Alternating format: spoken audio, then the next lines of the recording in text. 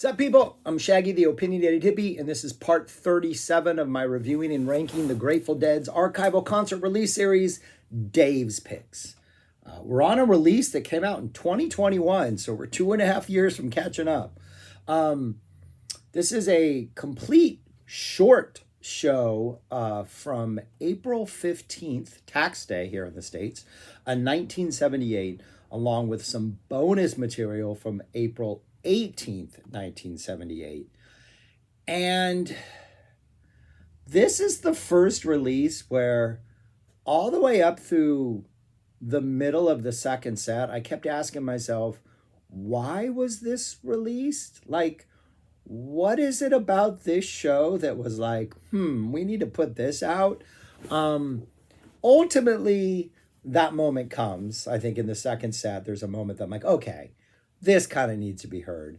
And the first set isn't horrible, but this show's kind of all over the place. And like 78 has this reputation of like after the awesome peaks of 77, 78 was this roller coaster ride of occasional really high highs, a lot of just like checked out lows, some really inconsistent shows, certain band members sliding into drug use where they almost disappear completely from like the show.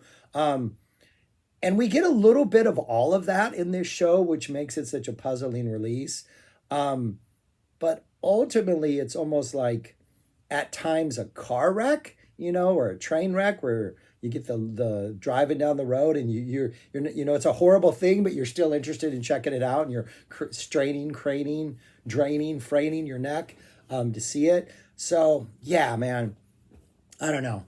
I'm kind of torn on this one, but anyways. Let's get to what's on it. So the entire show fits on the first two discs with bonus tracks included. So it is a really, really, really pretty short show. Bonus tracks coming on the second disc. So the first disc, you get all of set one plus 20 minutes of set two. So a pretty short first set. Opens up with a Mississippi half step, which is pretty good pre-Lazy River Jam, post Lazy River Jam, really good energy. And then the Passenger kind of works that follows also. Really good slide work on the Passenger. Jerry's doing a pretty good job. Really good start to the show. I'm a big Mississippi fan, so the Mississippi works for me. Good energy going into the show. Then we get a Friend of the Devil that's just like, what? Like it's just the energy is just gone. It's like that is kind of a lot of the theme of this show is like Jerry's really into it. Where did Jerry go? Like he just kind of disappears. We get an El Paso, which kind of feels like the wrong choice after that lackluster Friend of the Devil. The drummers try to inject some energy into the end of El Paso. Doesn't maybe redeems it slightly, but after the kind of strong finish, both like selection wise, Mississippi Passenger, and energy wise, we just drop off like the energy map altogether. And we're just like, all right, Friend of the Devil in El Paso, it's there. Then we get a Brown Eyed Women, another favorite song of mine. And the drummers are trying to do way too much.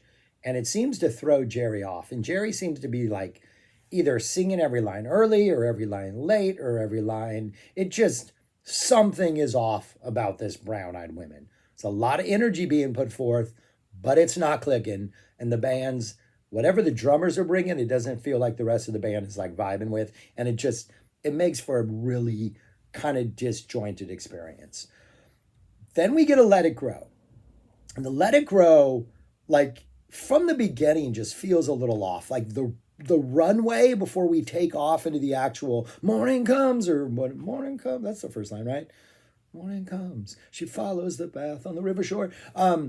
We get a really long build up to that. Like, just like we're trying to like gather our thoughts, or like Jerry's just trying to figure, I don't know. It's a really interesting build up to like the actual first lyrics.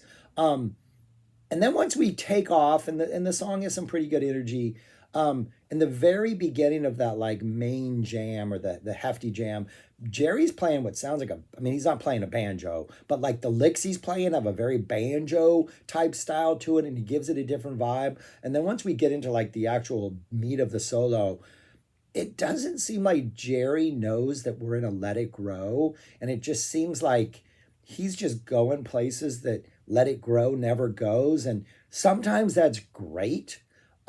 Here it's just a little like what is happening in this solo, and it's intriguing, and the playing is intense, and Jerry's definitely have a lot of energy, a lot of aggression, like he is into this, but it's almost like I don't know. It's a weird, like, very, at times abrasive, at times unsettling.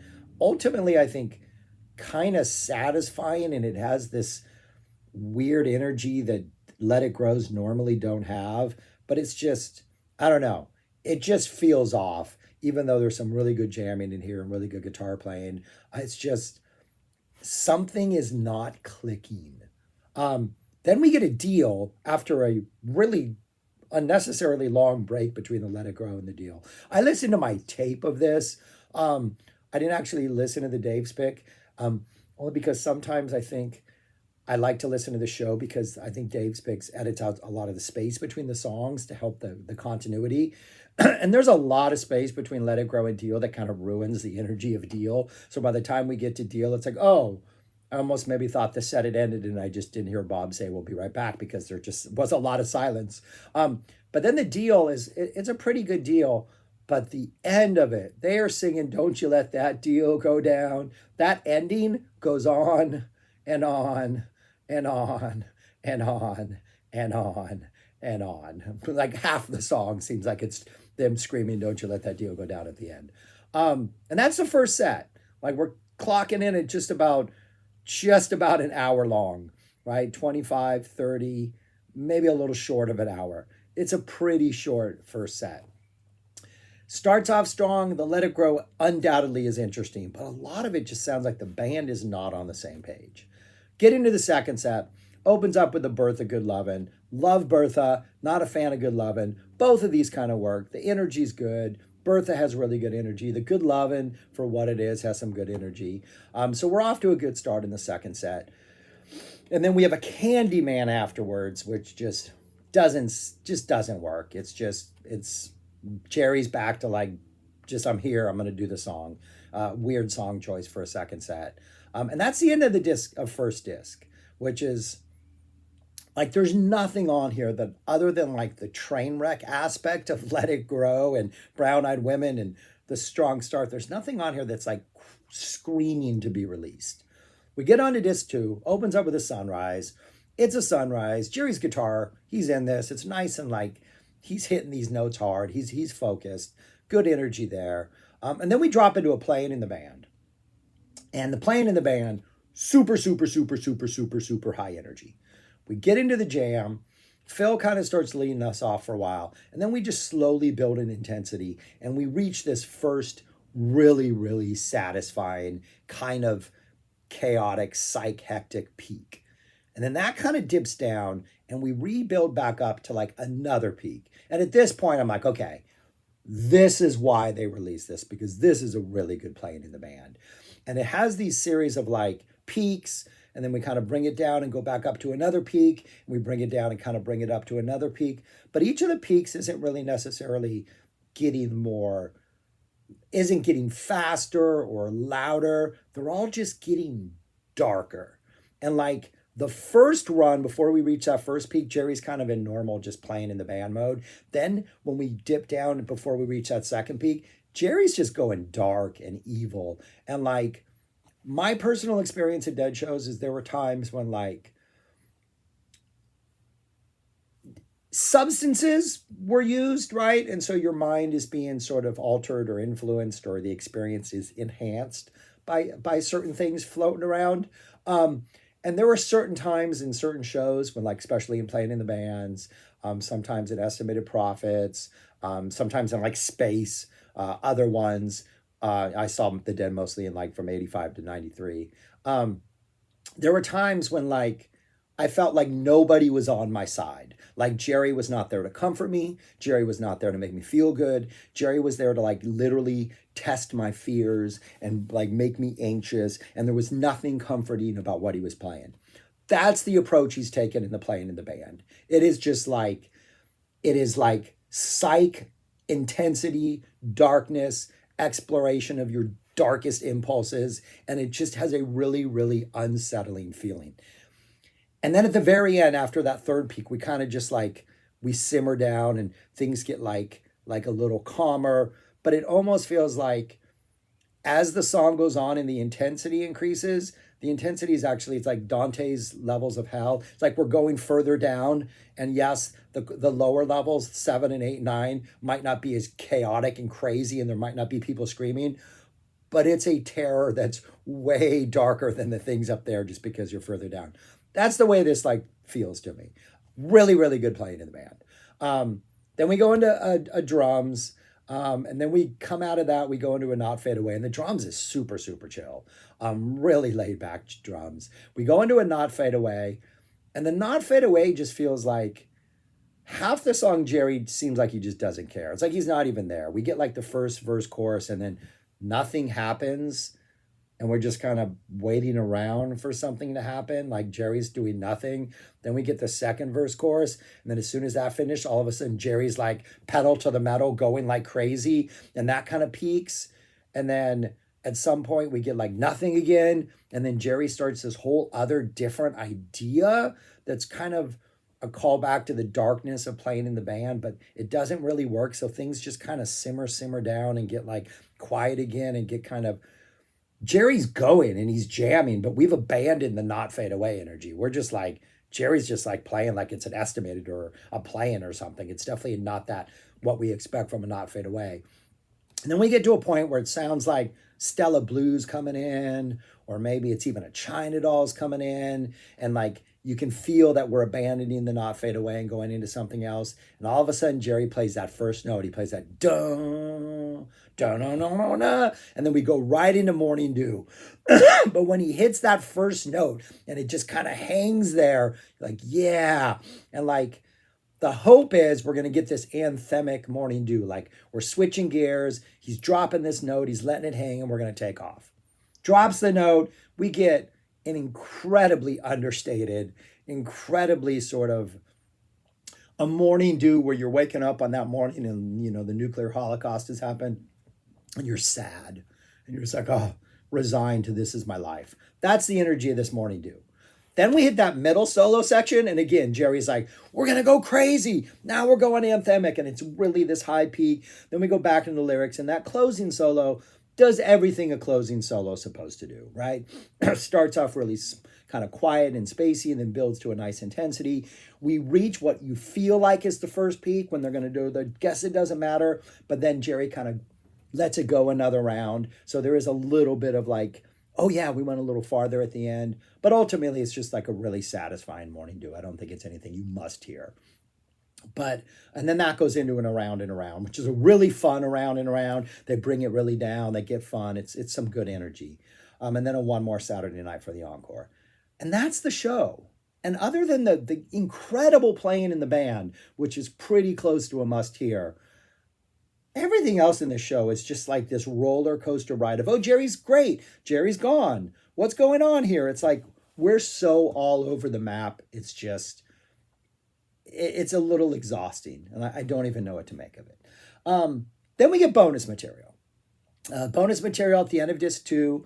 We get 2 tracks at the end of disc 2 from April 18th, 1978. We get a Lazy Lightning supplication. Pretty good Lazy Lightning supplication. The supplication jam's pretty chill. Kind of just starts off pretty chill. Kind of gets a little intense.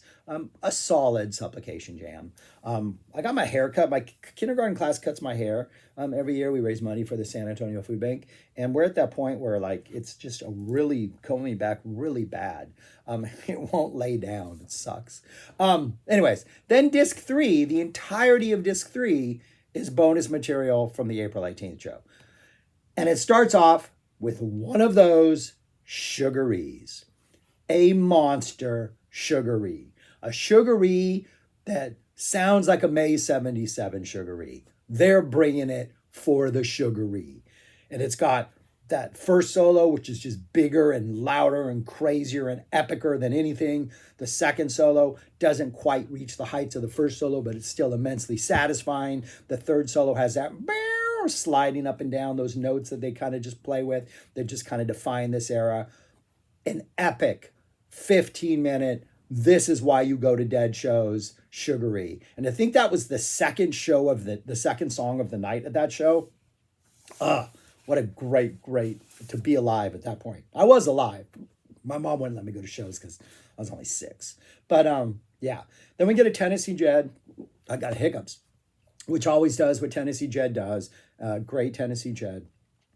Then we jump and we get the entirety of the second set, minus the encore, which is about, well, we do cut out actually a good 15 minutes of drums on this. So we get most of the second set minus a whole chunk of a drum circle, essentially. But it opens up with a second set opens up with the Scarlet Begonias.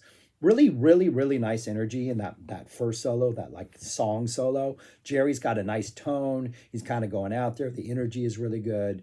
And then when we get to this solo, it's pretty much just Jerry just playing the entire time, just like in his own little world, just going Scarlet-y. And it's got some good energy, nice playing. I don't know if it's like a must hear Scarlet, but it's some really good, just satisfying playing. And then we get to that point where things are winding down and you feel like, okay, going to ease into Fire on the Mountain. It's going to be an interesting fire because Scarlet kind of felt like it was part fire anyways, the way Jerry was just kind of playing. And then Bob comes in and starts playing this some dancing in the streets chords, playing those licks. And all of a sudden, you can feel Jerry just like step back and be like, oh, this is what we're doing. And that is what we do. We go into dancing in the streets.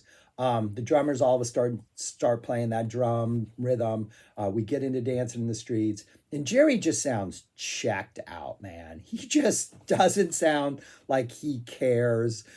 His playing during the actual song just seems like he doesn't want to be there. When we get to the solo section, it doesn't feel like a dancing solo. It feels like the Scarlet solo continued. And Jerry's just playing like Scarlet type jam and stuff. And the band kind of simmers down and like brings the energy down to his level. And it's interesting and it's kind of satisfying, but it doesn't sound like dancing in the street. And then when he's done soloing, they go back into that post solo like musical bridge before they go into the final part. And it just seems abrupt and a little jarring. Just really, really interesting. But then after that, that's about 26, 27 minutes total. In the show, they then go into like a 15, close to 20-minute drums. It's like a drum circle, man. It just goes on and on and on. For this, they've cut it down to 1 minute and 16 seconds. That goes into Samson and Delilah. That then stops cold, and we get it again, this awkward amount of time in the middle of the second set where nothing's happening. Then they go into a Terrapin Station, which is an okay Terrapin Station. Always love to hear a Terrapin Station. And then we go into another pretty fun Around and Around. Yeah, that was the second set of this show. Scarlet Begonias, Dancing in the Street, drums, Samson, Terrapin, Around and Around, with, not on the release, a U.S. Blues Encore. Bizarre, man. I don't even know what to make of this show. But I'm going to rank it. And as of now, I am putting it right there towards the back of the list. I put it that high because I do think, if you can't see, it's at number 31. I do think the Let It Grow is fascinating because it just doesn't seem to work. The Sugaree is a must hear. The playing in the band is almost a must hear. And while I still question the decision to release this show, especially since probably the highlight of it is the bonus material, I do think it is a pretty fascinating listen. And to see the Dead, like in the first set alone, going from like opening awesome highs to completely like checked out lows, back to some weird highs. It's an interesting run. It's like a roller coaster ride where you're like, half of it was fun and half of it was boring, but it still was a roller coaster. So I'm going to give it props. And that's why it falls to 71. Is I think there's enough of a 31. I think there's enough of a roller coaster aspect to this to make it kind of enjoyable, even though I do kind of question why it was released. It's a weird release. But anyways, yeah, that's all I got. That's my opinion of this show. Thank you for watching. All that kind of stuff. Let me know what you think of the show. Subscribe, like, share, all that stuff. And go listen to this Sugaree, man. If you can find the April 1878 Sugaree floating around, or even the show, I think it's like starts at 6 minutes in after the opening Mingwood. Check out this Sugaree. It is one of those Sugarees. And it's good. And the playing of the band is really good too from the 15 show. Anyways, that's all I got. Thanks for watching. Peace. Talk to you later.